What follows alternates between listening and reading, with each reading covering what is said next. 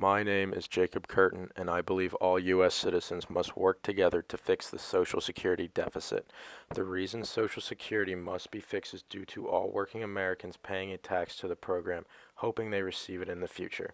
If the program were to fail, millions of young Americans would lose tens to hundreds of thousands of dollars they have paid to the government. If the program were to fail, it would harm more than young Americans from losing money.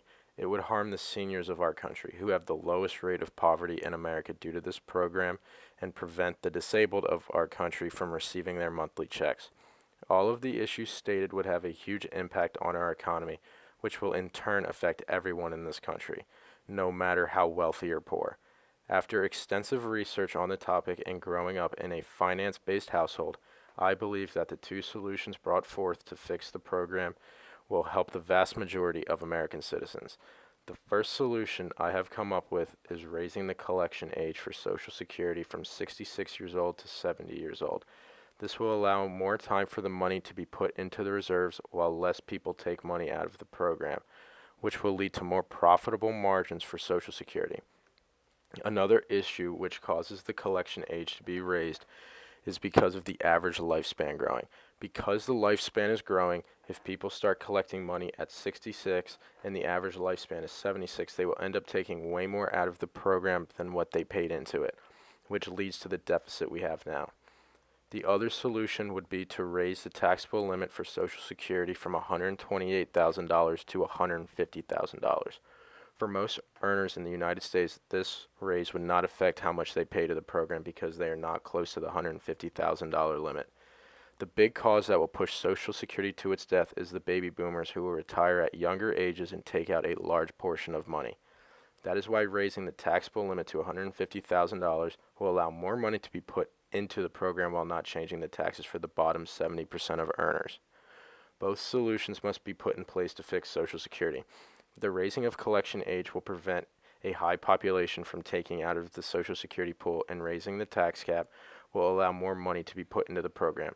If just one solution is enacted in government, it will only slow the death of Social Security, not fix it. The only way to get these two solutions passed is through government action. Congress and the Senate will have a say on what passes and does not pass. That is why we must work with government officials who have a history of passing legislation and experience in the government.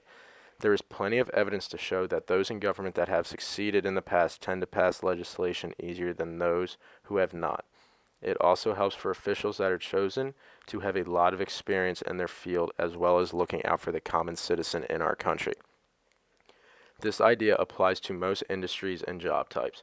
Although choosing the right people to help pass the legislation to raise the collection age to 70 years old and to raise the wage gap to $150,000 will help, we will need both parties to agree on a solution. That is why bipartisan support is a key aspect to get these solutions to pass in Congress and Senate. If both sides can agree to the solutions presented or tweak them slightly to fit what both sides can agree on, it will pass easily in government.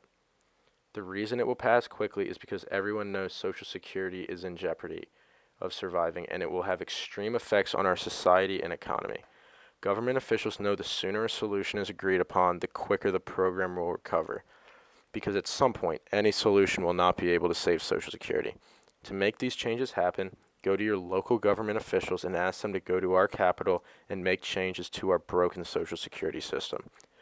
Although finding solutions to the oncoming failure of Social Security sounds helpful, there will be those who see negatives with these solutions.